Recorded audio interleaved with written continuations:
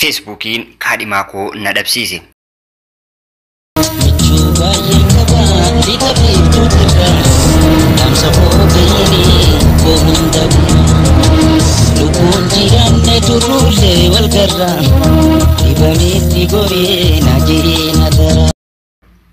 Ashama harka fuudhee kabajamtootaa fi jaallatamtoota hordoftoota chaanala Mintuub nageenya rabbii guddaa bakkuma isin jirtanitti isin biraa ga'uudha. Warroonni chaanala kana dhiyeenya makamtan baga nagaan gama chaanala kanaa dhuftan. Warroonni chaanala kanatti makaman immoo subscribe gochuudhaan maatii nuu ta'aa isiniin jedha. Amma kallattii maan gara qophii qabadhee dhufeetti isin dabarsaa hanga xumuraatti na wajjin turaan affeeraa kooti.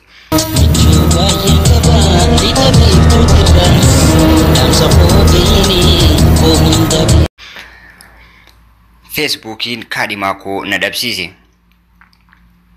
Anaan ilaalaa adabadhaa baay'ee kan na jaallatu barnoota koo akkam baradhuuf kan na gargaare nama garaansaa taliila bishaanii caalu gara laafessaa fi nama hedduu gaarii ture.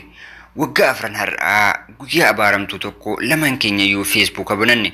Ani asiif achi fiiguun jaalladha waan ta'eef hiriyoota hedduu faanaan firoomee yeroo xiqqoo keessatti.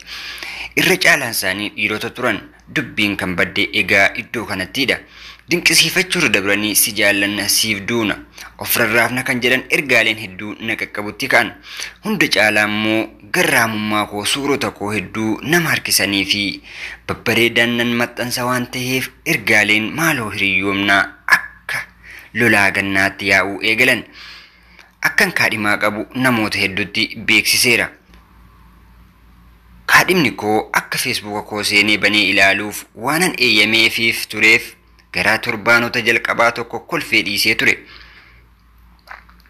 Kaadhimni koos haalli kun hariiroo keenya irratti rakkoo guddaa akka fidu irraa deddeebi'ee natti himus ani barreessuu waanan jaalladhuuf yaada koo jijjiiruu hin feene. Waanan sobuu hin dandeenye keessaa tokko namootan walii barreessaa ture keessaa muraasa faana yaadaan booji'amuun koo hin oolle. Ammas kaadhimni koo hiriyoota isaa jaarsummaa natti baasee akkam Facebook fayyadamuu dhaabu naggaafachiisus ani gurra koo muka boqqolloon cuqqaalladhe. Guyyaa jimaataa tokko galgala irbaatotumaa waliin nyaannu akka hariiroon keenya itti hin fufne yommuu natti himuuf yaalu anis akka qoosaatti fudheen kolfee dhiise. Inni garuu dhugaa naa godhe waliin ooluun hafe. Har'a boru yaada isaa jijjiirratee deebi'ee dhufa otoon jedhee abdiin eegu. Ammajjii dabre kana keessa mucaa bareedduu tokko faana wal fuudhuuf kuulamanii isaanii karaara shaashaa jedhan arge. Maal isiniin jedhu naasuudhaan funuuneen dhiiga qofan ta'e. Sanaan booda dhukkuba cimaadhaanan rukutame. Maatiin koon irratti roobanii du'arraa lubbuu koo oolchan. Dhukkubicha cimaa ture. Warran gaafa duraa hirriba koo dhiisee halkan guutuu barreessaa fi ture sun yeroo akkaans ta'e kennatti galgalu kana furmaata naaf hin laanne. Facebook koo sana cufeen ji'a lama boo'ee mucaa baay'ee gaarii ture. Maal ta'uutoon miira koo of qusadhee waan inni naan jedhe sana guuteeraaf ta'een jedhee hedduu gaabbe. Garuu barfadheera. Intalli inni fuudhes hedduu nama gaarii waan turteef ji'a gurraan dhalaa keessa dhiifama na gaafachuu dhufte.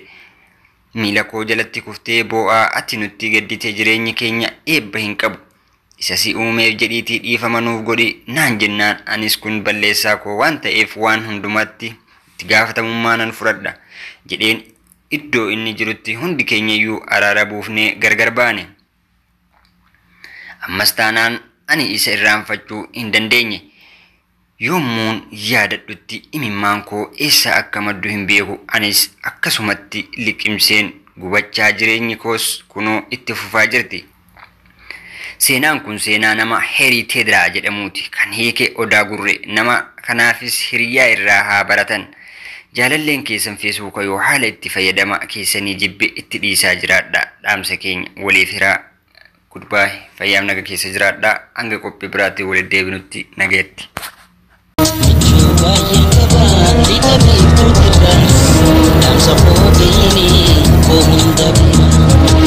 Lubbuun jiranne turullee wal garra dibamee digoree na jireen.